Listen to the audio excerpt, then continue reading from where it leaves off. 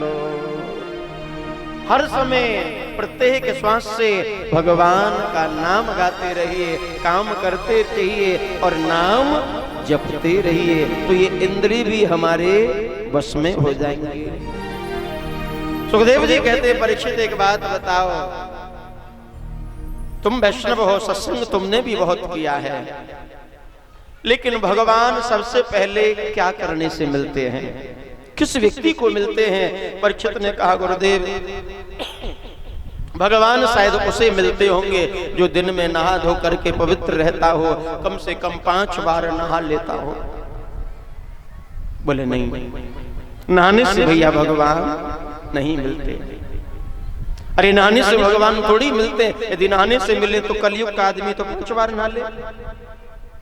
गर्मी के समय नहाता ही रहे, भगवान मिलने चाहिए, लेकिन नहाने से नहीं। तो बोले पढ़ाई लिखाई देखते होंगे? बोले नहीं। तो फिर जाति बिरादरी देखते होंगे? बोले नहीं भैया।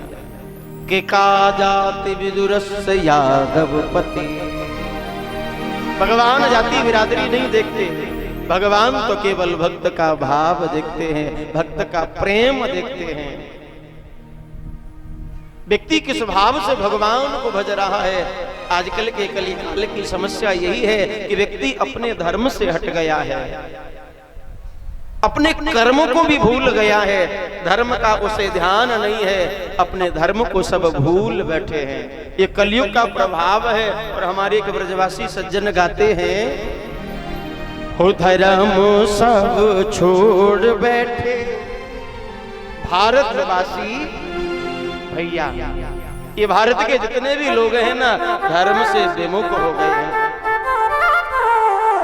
ओ धर्म सब छोड़ बैठे भारतवासी भैया, ओ धर्म सब छोड़ बैठे भारतवासी भैया, धर्म सब छोड़ बैठे भारतवासी भैया, धर्म सब छोड़ बैठे भारतवासी भैया।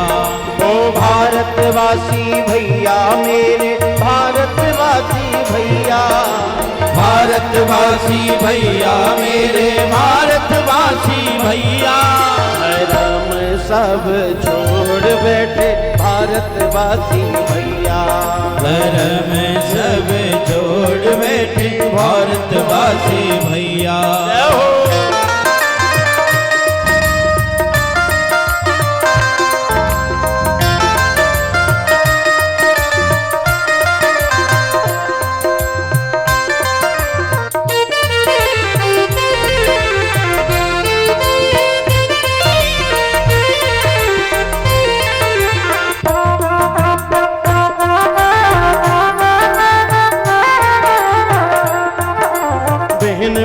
जी घर में आ जाए रोटी नाए दे भैया, बहन भान जी घर में आ जाए रोटी नाई भैया।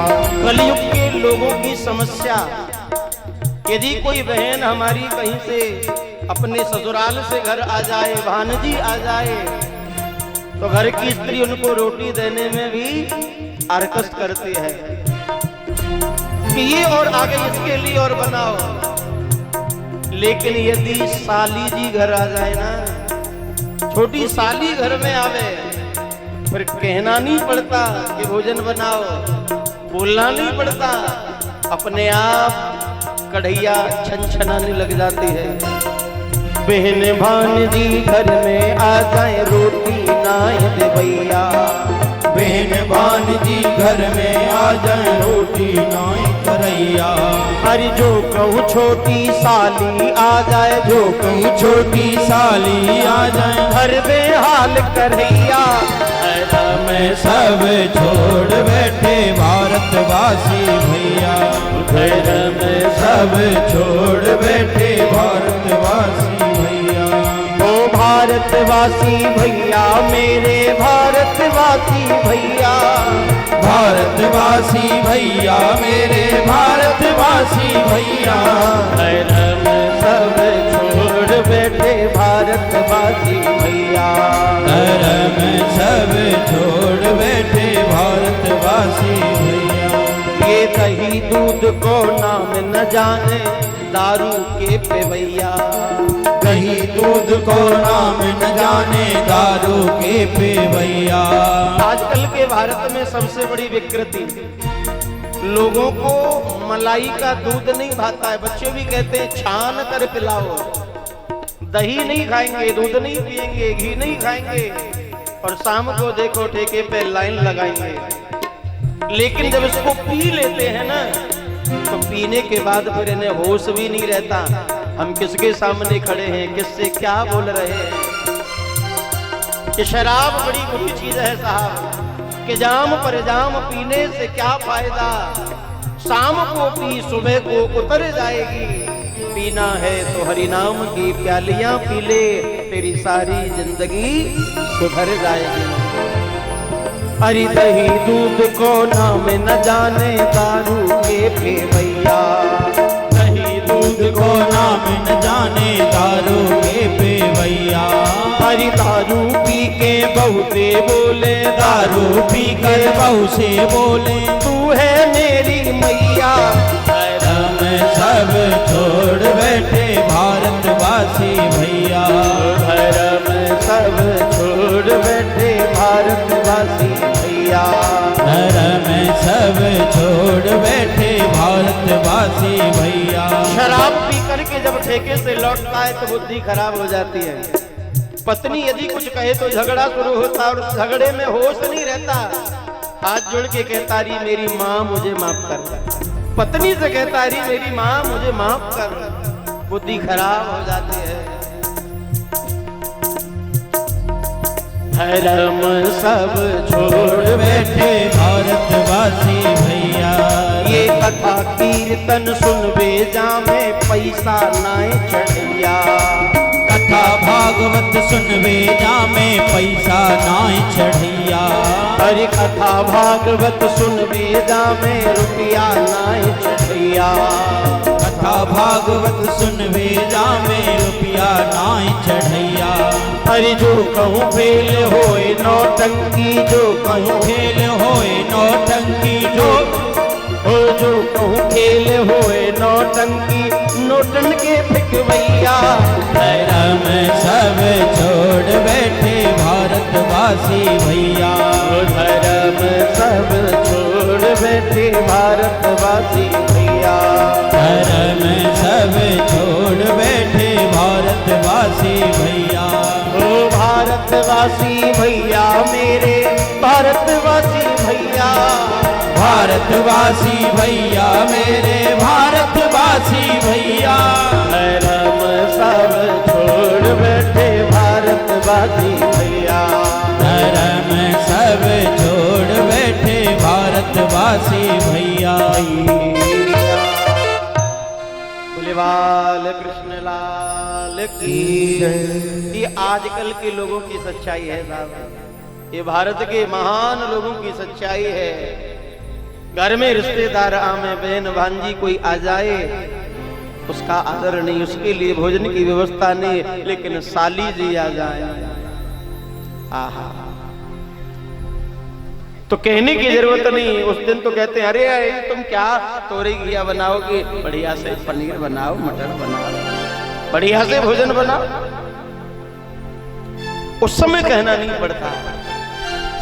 बढ़िया जो खाद्य पदार्थ भगवान ने बनाए, दही दूध घी, उनको जीव नहीं खाता, बुरी वस्तुओं को खाता है, जिनसे बुद्धि खराब हो। भगवान कहते हैं कि मैंने मानुष जन्म तुझको हीरा दिया, तू वृथा जो गमाए तो मैं क्या करूं। भेद वेदों का सारा बता ही दिया, अगर समझ में न आए तो मैं क्या करूं। अन्न दुग्धाद भी मैंने पैदा किए, मेवा मिष्ठान भी मैंने पैदा किए, जीव के स्वाद पर तू अरे निर्दयी, यदि मांस खावे तो मैं क्या करूं। भगवान ने तो सुंदर सुंदर व्यवस्था हमारे लिए बनाई, जीने की बढ़िया व्यवस्था करे, पर यह जीव बुरी मार्ग की ओर, तामसी प्रवृत्ति की ओर दौड़ता है, और तभी इसकी अधोगति होती है। सुखदेव भगवान कहते हैं कि भैया भगवान सबसे पहले उसे मिलते हैं जिसका भाव सुंदर है। निर्मल मन जैन सोई मोही पावा। ये मन मन जन सोए मोहि पावा। निर्मल मन जन सोई मोही पावा। निर्मल मन जन सोए मोहि पावा। मोही कपट छल छीन भावा। मोहे कपट छल छेद अभावा। जिसका मन निर्मल है, पवित्र है, उसे भगवान मिलते हैं। फिर भगवान जाति बिरादरी, पढ़ाई लिखाई, ऊंच नीच कुछ भी नहीं देखते। अरे इतना ही नहीं, परीक्षित भगवान तो विदुर के घर गए, जिसकी जाति का नहीं पता, बिरादरी का नहीं पता, और उसके घर जाकर के भगवान ने केले के छिलकों का भोग लगाया। केले के छिलके भगवान ने पाए। अपने भक्त का भाव देख करके फिर भगवान सब भूल जाते हैं, बिरादरी भूल जाते हैं, जाति भूल जाते हैं। विदुर भगवान के इतने प्रिय भक्त कि अंत समय भी भगवान को याद आई तो केवल विदुर की याद आई। परीक्षित भगवान जब अपने धाम जा रहे थे ना, तो उद्धव जी भगवान के सामने खड़े थे। भगवान ने उद्धव से कहा कि मैं अपने धाम